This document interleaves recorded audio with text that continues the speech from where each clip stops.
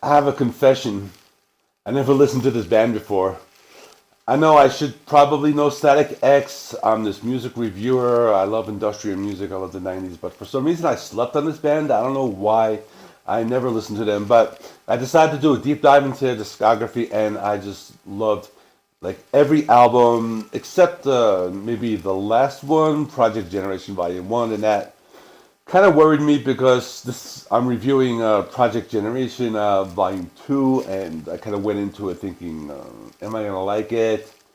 I'm not saying it was bad. I'm just saying compared to these awesome albums, like the first one and everything after that is awesome. But that last one, it was like okay. But after a few listens, I made my determination. So I'm going to be reviewing the new Project Regeneration Volume 2 by Static X that just came out. But now for some history.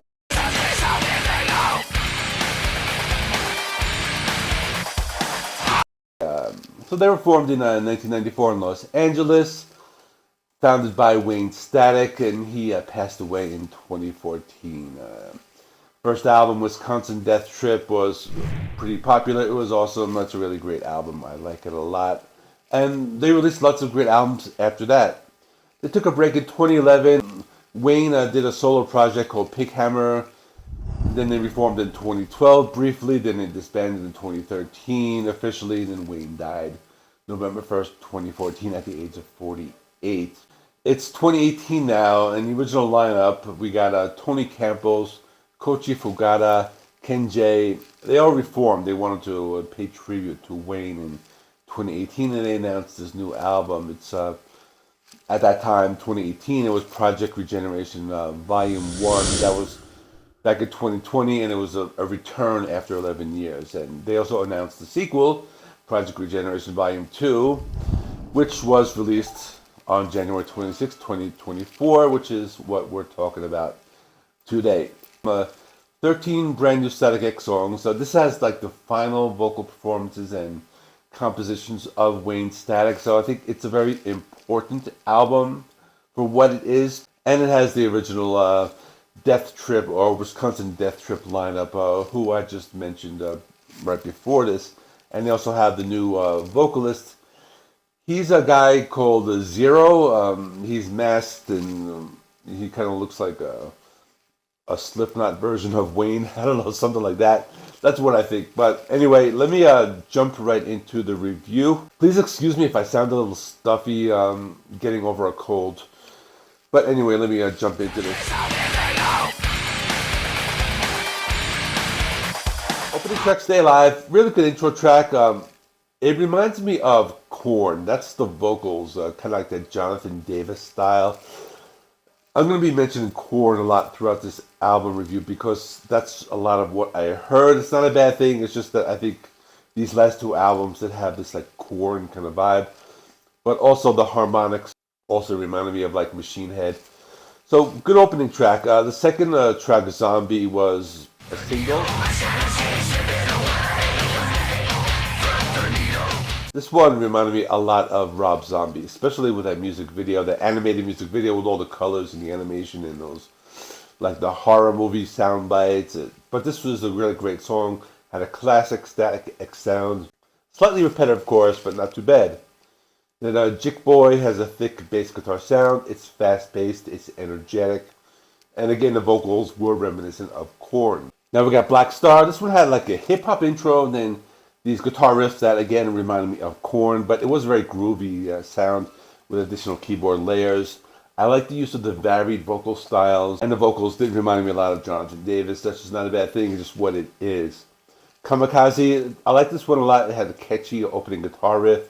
It was fast-paced, a mix of guitars and electronics, and it was energetic, very well executed.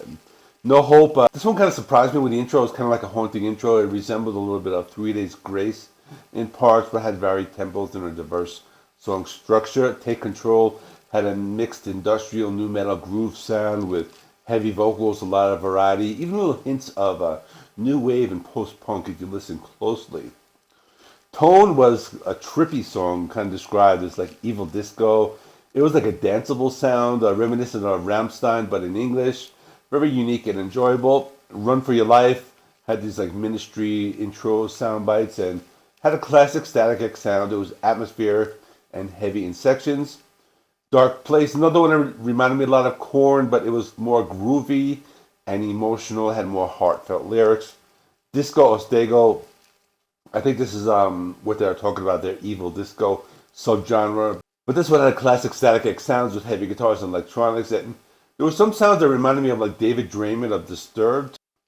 Then there's From Heaven. It's a slower and moodier track, had a darker tone, kind of a filler track to be honest with you. Cause I think they did that thing where they end with like 45 seconds of noise. Then they go to the two bonus tracks. First one is a Nine Inch Nails cover called Terrible Lie.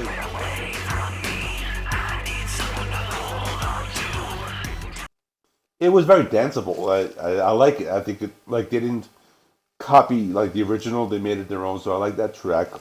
And there's another bonus track called Grover Yoda Data 14.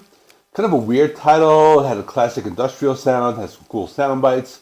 Very reminiscent of the genre. But overall, we got like a mix of influences. We got industrial, new metal, groove metal, the evil disco, a variety of sounds. It's kind of what you would expect. I thought it was a nice tribute to Wayne Static. If I would compare them against the other albums, I don't think they hold up to like some of their earlier stuff. But I think it's a decent album. I mean, I like it. And I think if you haven't listened to Static X before, I recommend you give them a try. They don't have a long discography. I recommend the band. But I think this is a pretty decent album. I think it's worthy of like a 7 out of 10. It's not great, but it's just a good tribute. So if you like this review, check out that video right there. And please remember to like this video. It helps me with the YouTube algorithm. Please subscribe if you have not already. And ring the bell for notifications. I got more new releases, more anniversary reviews. I got some rankings down the line. And that's all. I'll see you in the next one.